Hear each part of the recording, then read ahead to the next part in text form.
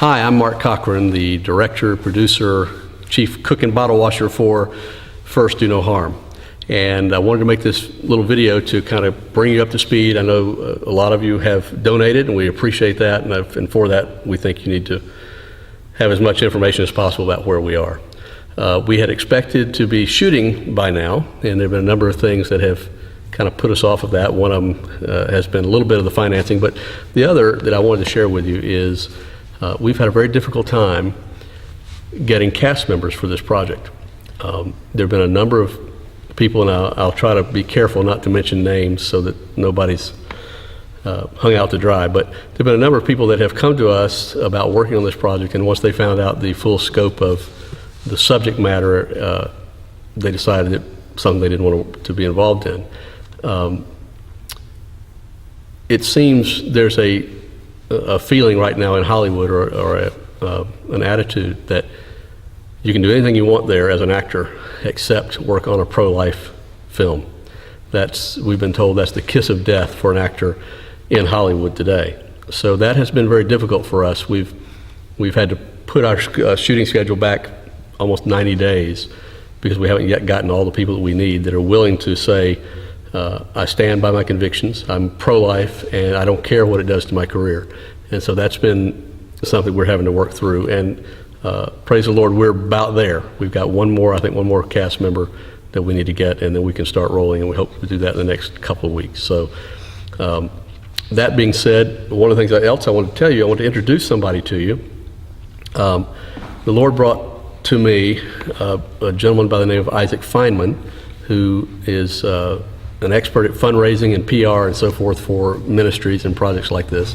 And Isaac has been working with us to help promote this project. And one of the big things that he did most recently is he went to Denver, Colorado, to the CareNet conference. The CareNet is a pro-life conference. It's the largest pro-life conference in the nation, and I think about 1,100 crisis pregnancy centers were represented there.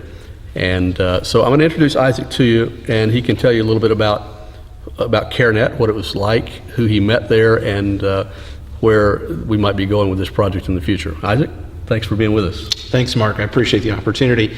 I'll tell you, CareNet was incredible. We were in Denver, Colorado. What a great community to be in, the Mile High City. The Broncos played, by the way, while I was there, and did a great job. And of course, Cheesecake Factory. I mean, that's in Denver, so that was a good thing. All jokes aside, we had a great time interacting at CareNet. Let me first encourage our friends watching the film today to know that CareNet received the project very well. They received the fact that it's a pro-life film, obviously very well, because it's a pro-life community there at CareNet. The fact that it's a pro-family film was something that they were grateful for. The fact that it deals with a lot of different kinds of people in our culture and society, multi-ethnicities, they respected and appreciated that as well. And the fact that it's a pro-woman film, they appreciate that. And so I hope we can talk a little bit more about that in our conversation today. Good. Well, one of the things that's grown out of our relationship is we have been able to bring some people to the project in the sense of being able to endorse what we're doing, that people have actually read the script and said, I really am behind this project. And what we're going to do as we go through this little video today is we're going to show you some of those endorsements and read them to you. And I think we're going to start with one right now with our friend R.C. Sproul Jr.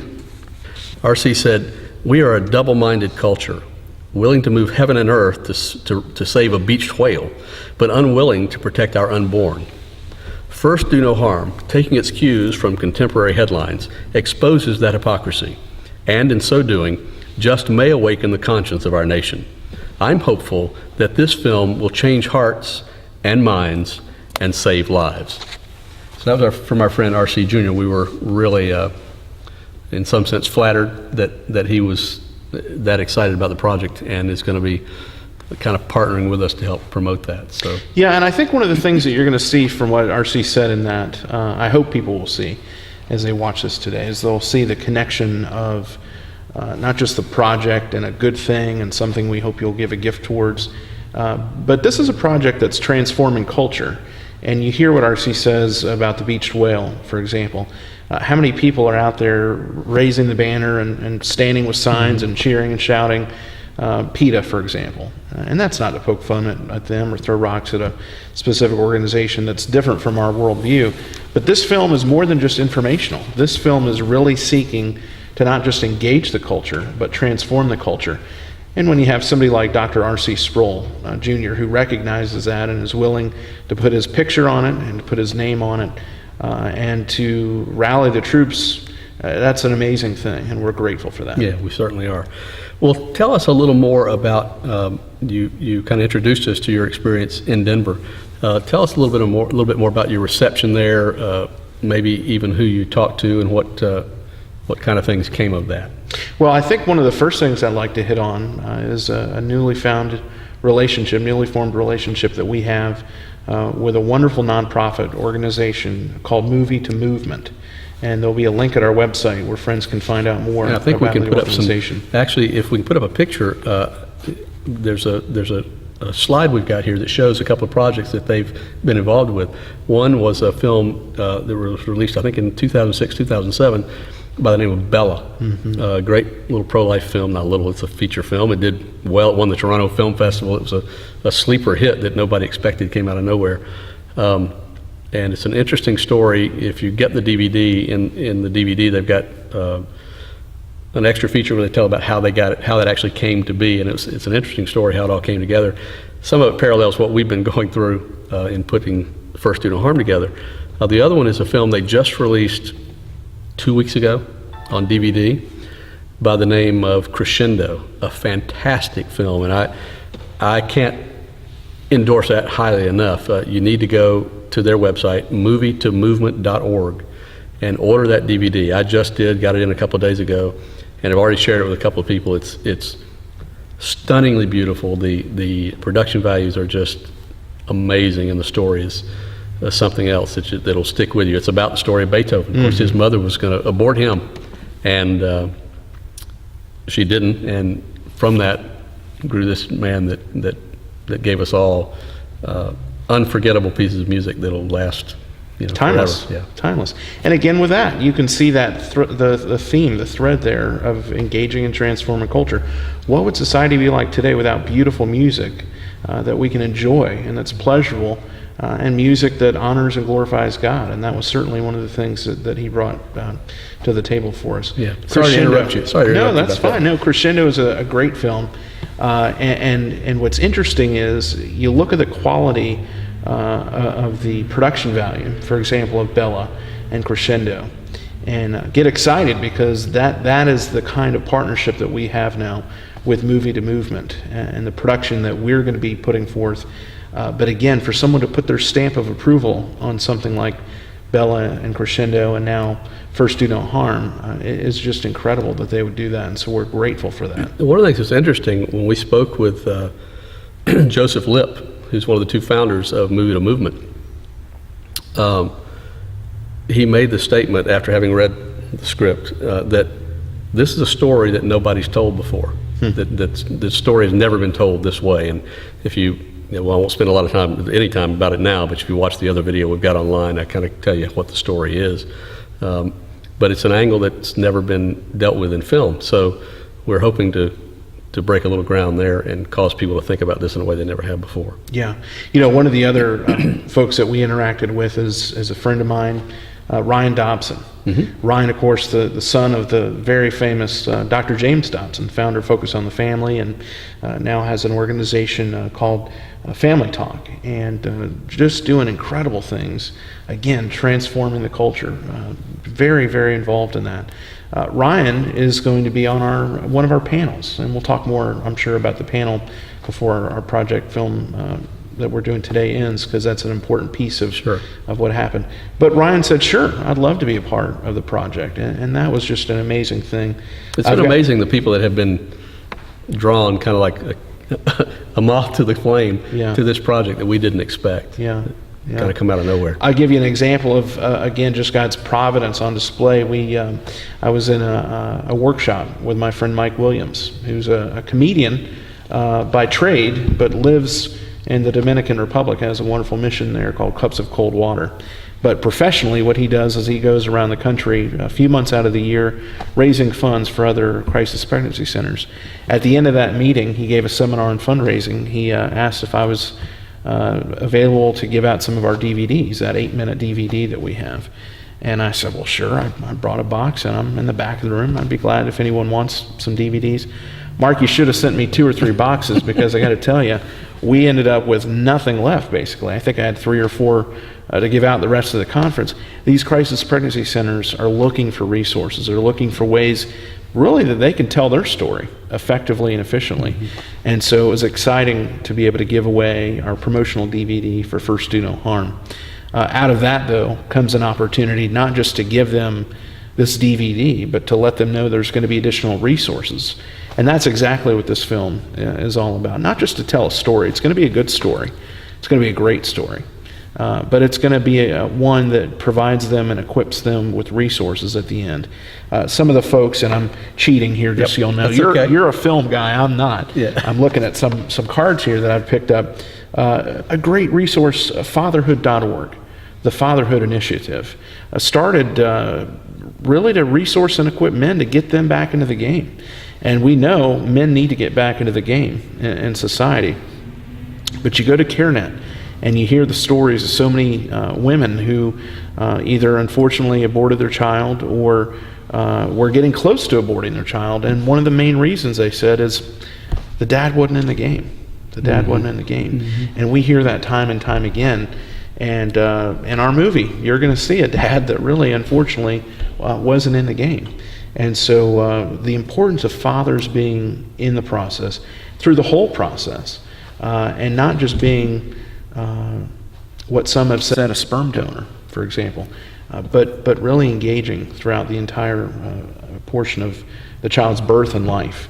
Bethany Christian Services, just walking around, interacting with different people, and interacted with the vice president there. And he said, boy, I love your project. Follow up with me. I want to hear more about what you're doing.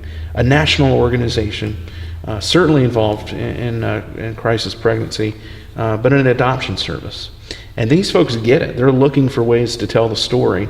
You heard me mention early on of being pro-life, being pro-family, and being pro-women. They're looking for ways, and this is certainly one of the ways. And I can continue on with more resources. I mean, I've got a ton of notes here that are helping me to remember, but just story after story, people that are so grateful for this opportunity. Well, good. Well, that's what we were very encouraged. That the trip to Denver was kind of certainly a leap of faith on my part as a producer, because I'm trying to watch the dollars. But we were told by a number of people, in fact, the people at Movie to Movement, Joseph Lipp said, if you've got any way you can, you need to be at CareNet. Yeah. If you remember 2009, I think it was, there was a film called October Baby. And it was debuted at CareNet, and that's where it got its legs. And it really exploded after the exposure there. So, and interestingly enough, you and I have talked, you're a marketer, I'm not. I mean, I know a little bit about it, but... Well, you're a film guy, and I'm not. Yeah. So, you kept telling me, you got to define your market, you got to find your audience. And I said, well, I haven't told this story really, I guess, but the story of First Do No Harm, it was just kind of delivered to me and channeled, if you will. I don't like using that term, but it just came to me while I was driving down the road to Paducah, Kentucky one time, and I started dictating stuff into my phone that I knew I wanted, dialogue I knew I wanted to include. And I had never really thought about what to do with this. I mean, I knew I wanted to make a film, but in terms of who it would be for or who would need it, or that was never part of my thought process. And so even as late as prior to your trip to Denver to CareNet, we were still struggling over that, who the market would be, who needs it. And I think you can tell us that you kind of got that solidified in your own mind. Yeah, well, I mean, you can look at a film like this project, and you can imagine, something like this is going to touch girls that are struggling. What should I do? Should I have the baby? Should I not have the baby? Again, I talked about guys earlier. Think about a young teenage boy that may or may not have been parented well. Probably is not in the church, but may be in the church. You don't know. So many variables there. Think about the mom, the dad who just got a text from his daughter, for example, I think I'm pregnant. Think about the high school principal. Think about the church youth director. Think about all these people and how they could certainly be a part of the audience for a project like this. When you boil it down at the end of the day, it was so clear.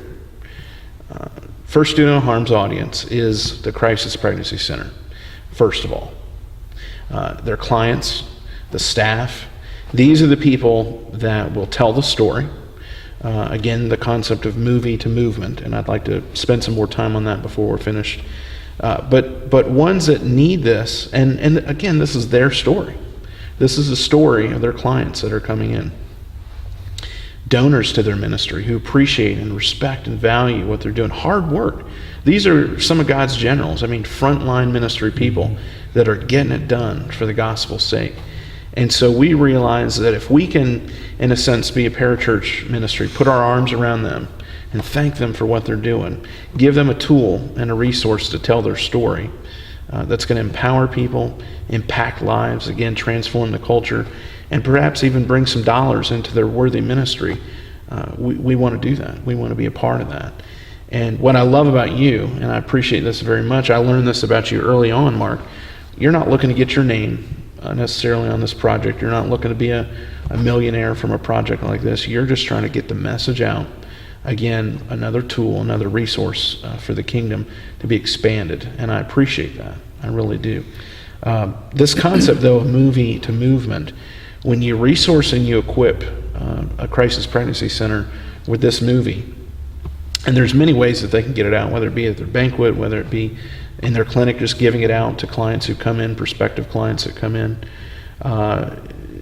You understand then that this becomes more than just a movie, more than just a single DVD. People are going to ask questions. We've already talked about the concept of resources and some of these friends that I've mentioned already. But then this panel idea comes up. And I'll take our friends watching this film today into a phone call that you and I had together with RC. And I was talking with RC and I said, there's got to be more to this. There's got to be more. And when they finish watching the film, and without going into too much detail, the way the film ends, I mean, it's going to leave a big question mark for people. They are going to be confronted, almost going to smack them in the face in a sense. They are going to be forced to grapple this question, this answer. Now that I've watched this film, what do I do? Yeah. Now that I've watched this film, what do I not do? Yeah. And that's where the panels come in. Yeah, we're not going to allow them to be too passive after they've seen it. Yeah. Those people that are honest in their evaluation and thought process are going to be moved and disturbed to some extent. Yeah.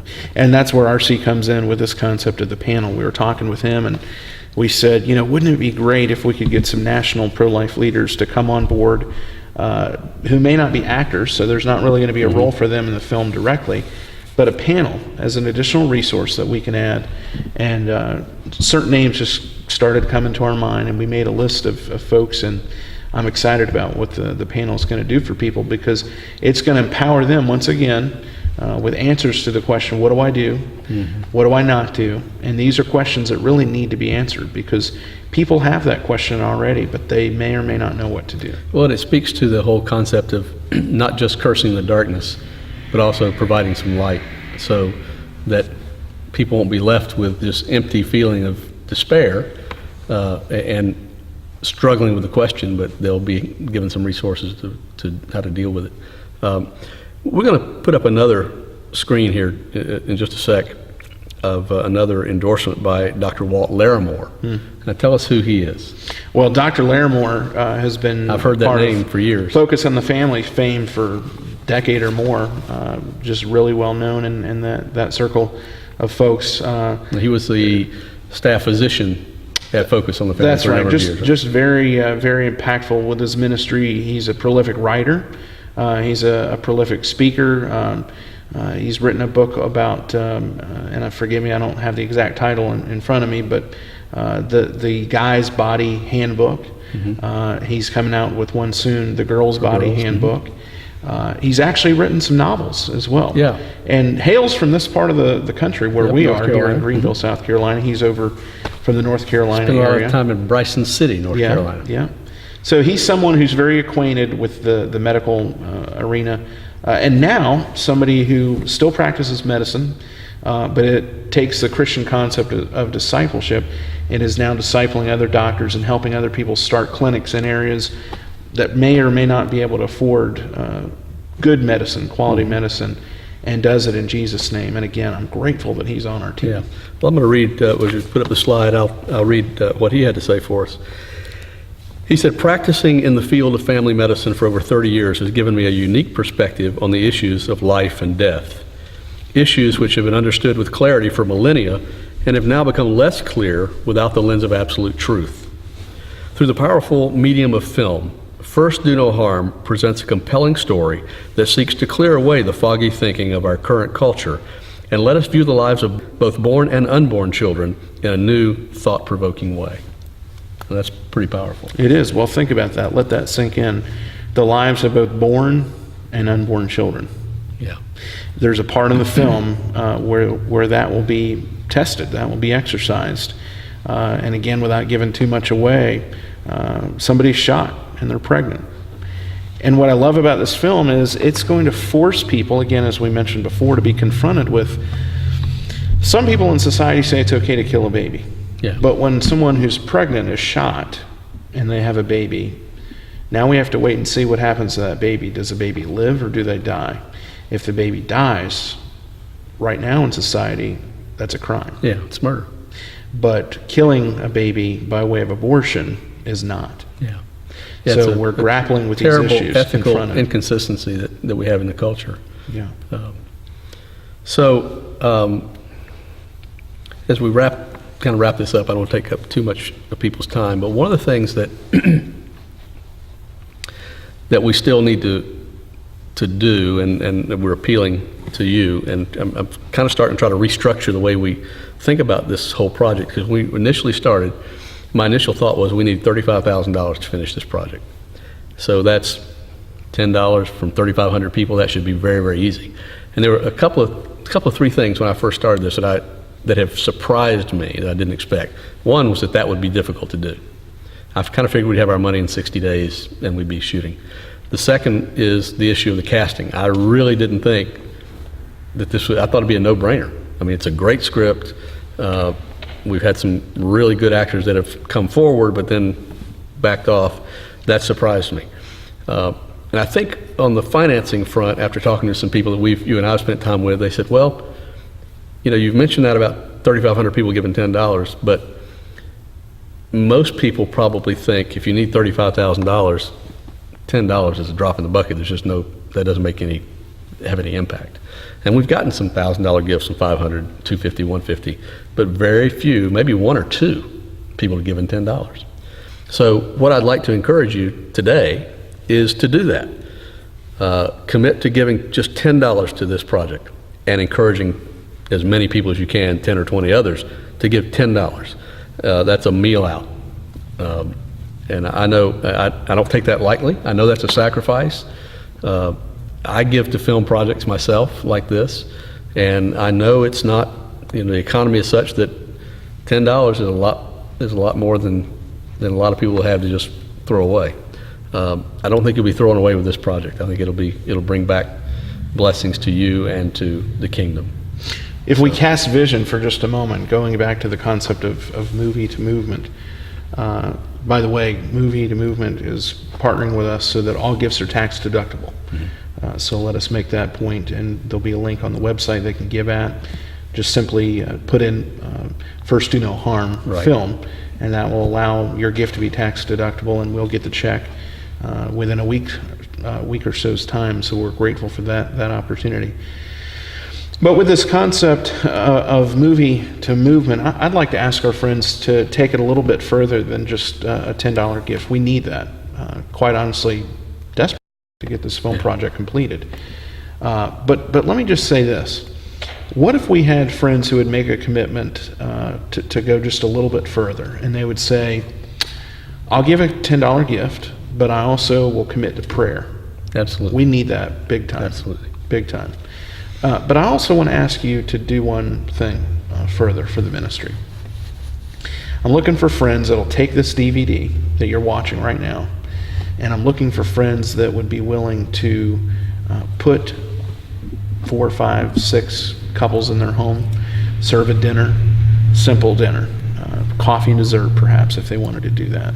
Show this film. We've got commitment cards that we can get to you, and you can very easily help this go from movie to movement. Kind of a little a teaser on the front end of that movement is this very thing. I mean, imagine, Mark, if we had 100 people doing this area-wide, and it could be national as well. But showing this film, letting you and I be the presenters. There's no need for you to feel like, oh gosh, I can't stand up and talk. It's real easy. Show this film, give out the You're talking about the little card. promotional video we got on the website. Mm-hmm. Yep. Yeah, give out the little commitment card at the end. Take them up, say thank you, serve coffee and dessert, and see what happens. Leave it to God. Leave it to God. We believe that God is sovereign. He's in control. If this film is going to be blessed, it's because His hand is going to rest upon it, and He's going to bless it. But we need your help. We really do. Yeah. Well, one of the things that I've said from the very beginning, in terms of God's blessing and so forth, is that I really feel compelled that this is something that I'm supposed to do. And I'm going to keep moving forward until the door is just absolutely slammed in my face and it can't be done. And so far that hadn't happened. In fact, as you've said, people have come to the project that have been very encouraging. The other thing I would put out there too is if you feel like this is something that you and I could come to your church or your civic group, we're doing some of those already, to speak about, we'd be more than happy to do it if it's within driving distance anyway. Just let us know, get us in touch with your pastor, youth minister, or civic leader, whatever. We'll certainly present this project anywhere that we can. All right, so I think that wraps it up. Thank you, Isaac, for being a part of this. And ladies and gentlemen, thank you for spending this time with us. And all I can ask is, number one, you continue to pray and help us spread the word, tell everybody you know, and we would certainly appreciate it. Bye-bye.